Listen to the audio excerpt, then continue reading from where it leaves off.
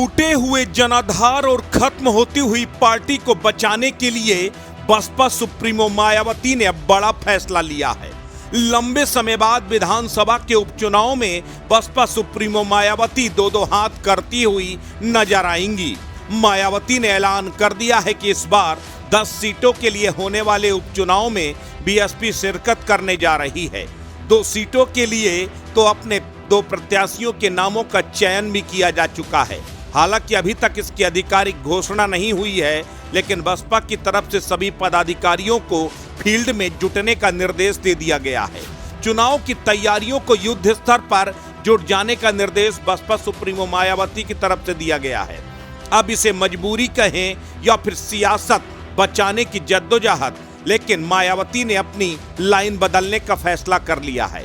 दरअसल उत्तर प्रदेश में बीएसपी अपने वजूद के साथ संघर्ष कर रही है।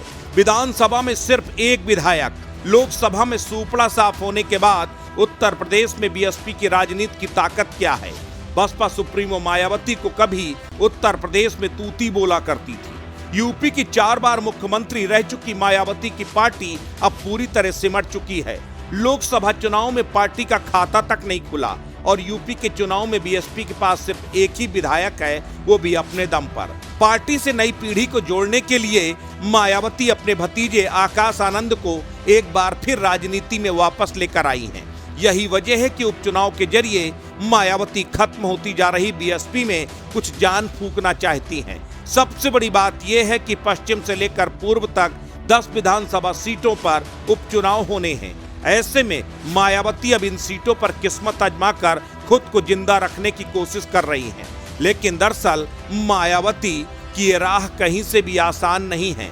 2022 के विधानसभा चुनाव में 10 सीटों में से 5 समाजवादी पार्टी, 3 बीजेपी, एक राष्ट्रीय लोकदल और निषाद पार्टी के खाते में गई थी।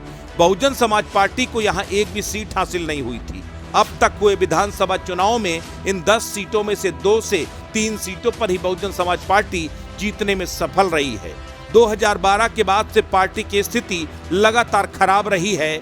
जो सीट पार्टी जीती भी है, उन पर भी अब उसकी राह आसान नहीं है। अखिलेश यादव ने जिस विधानसभा सीट करहल को छोड़ा है, अगर उसकी बात की जाए तो 2012 से 2022 तक के विधानसभा चुनाव में करहल विधानसभा सीट बहुजन समाज पार्टी के हिस्से में कभी नहीं आई। वो अलग बात है कि पार्टी यहां दूसरे और तीसरे नंबर पर रही। अयोध्या की मिल्कीपुर सीट पर भी बीएसपी का प्रदर्शन कभी अच्छा नहीं रहा। अयोध्या की दूसरी कटेहरी विधानसभा सीट 2017 में बीएसपी के हिस्से में आई थी। मीरापुर विधानसभा सीट पर 2012 में बीएसपी जीतने में कामयाब हुई थी। 2012 में बीएसपी ने गाजियाबाद सीट पर भी परचम लहराया था। मिर्जापुर की मझवा सीट की अगर बात की जाए तो इस सीट पर 5 बार बीएसपी का कब्जा रहा। इस सीट पर बीएसपी को इस बार भी बड़ी उम्मीद है। कानपुर की सीसामऊ विधानसभा सीट की अगर बात की जाए तो वहां से भी बीएसपी जीतने में नाकामयाब रही। कुछ यही हाल अलीगढ़ की खैर विधानसभा सीट का रहा, जहां बीएसपी कभी नहीं जीत पाई। प्रयागराज की फूलपुर विधानसभा सीट में भी हाथी की चाल बेहद धीमी रही। वहीं कुंदरकी विधानसभा की अगर बात की जाए तो यहां पर भी हाथी लड़खड़ाता हुआ नजर आया। ये आंकड़े बता रहे हैं कि दरअसल उपचुनाव में बीएसपी कोई करिश्मा कर पाएगी, ये सिर्फ किसी करिश्मे पर भी निर्भर करेगा, क्योंकि आंकड़े तो बीएसपी के साथ नहीं हैं। शायद ये बात मायावती को भी बखूबी मालूम है, लेकिन कई बार रण छोड़ना रण में हारने से ज्यादा खतरनाक हो जाता है। यही वजह है कि मायावती ये दिखाना चाहती हैं कि वो मजबूती के साथ लड़ रही हैं।